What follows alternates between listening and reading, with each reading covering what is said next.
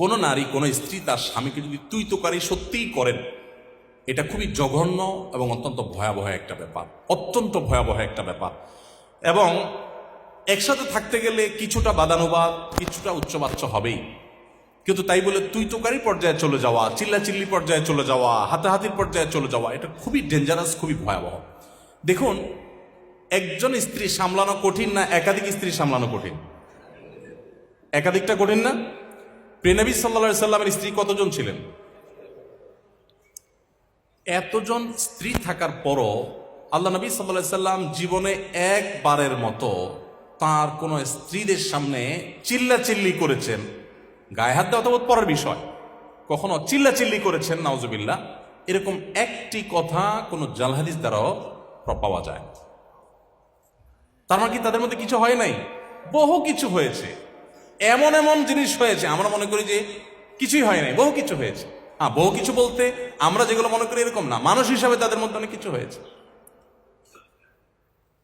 এক স্ত্রীর ঘর থেকে মধু খেয়ে এসছেন,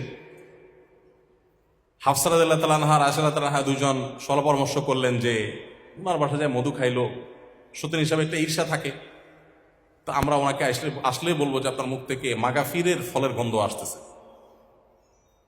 ঠিক ওই প্ল্যান অনুযায়ী রাসূল আকরাম সাল্লাল্লাহু আলাইহি ওয়াসাল্লাম আসার পর বলতেছে, আপনি কি মাগাফির খাইছেন? মাগাফিরের গন্ধ আসতেছে কেন মুখ থেকে? রাসূল সাল্লাল্লাহু আলাইহি ওয়াসাল্লাম বলেন, না তো, মাগাফির তো খাই নাই, এটা খুব দুর্গন্ধ জাতীয় ফল, এটা তো খাই নাই। উনি আবার মুখে দুর্গন্ধটাকে খুব অপছন্দ করতেন, জিবরিল আসতো তার কাছে। তো এবার ওনারা আবার আইডিয়া দিচ্ছেন যে আপনি মধু খাইছেন, মাগাফির খান নাই, হতে পারে পাখিয়ে ওই মাগাফির খেয়ে এসে মধুতে মুখ দিছে। দেখেন কত সুন্দর পরিকল্পনা। তো নবী সাল্লাল্লাহু আলাইহি সাল্লাম দেখলেন যে স্ত্রীরা নাখোশ হয়ে গেছে, বলেন যে ঠিক আছে, তাহলে আজ থেকে আমি আর মধু কোনোদিনই খাবো না। আল্লাহ তাআলা অবশ্য পরে আয়াত নাজিল করে সব ফাঁস করে দিয়েছেন। এগুলো আমরা জানলাম কিভাবে? আল্লাহ তাআলা আয়াত নাজিল করে দিয়েছেন, বলে না, স্ত্রীকে খুশি করার জন্য আপনি একটা হালাল জিনিস জীবনেও খাবেন না, এই শপথ কেন করতে যাবেন? আল্লাহ তাআলা নবী সাল্লাল্লাহু আলাইহি সাল্লামকে নসিহা করেছেন। তাহলে দাম্পত্য জীবন নবী সাল্লাল্লাহু আলাইহি সাল্লামের স্ত্রীদের এরকম বিষয় ছিল, কিন্তু নবী সাল্লাল্লাহু আলাইহি সাল্লাম কখনো রাগ করেননি। তো একইভাবে আমাদের স্বামীদেরও উচিত স্ত্রীদের সাথে সুন্দর আচরণ করা, স্ত্রীদের উচিত স্বামীদের সাথে সুন্দর আচরণ করা। ভালো করে শুনে রাখেন।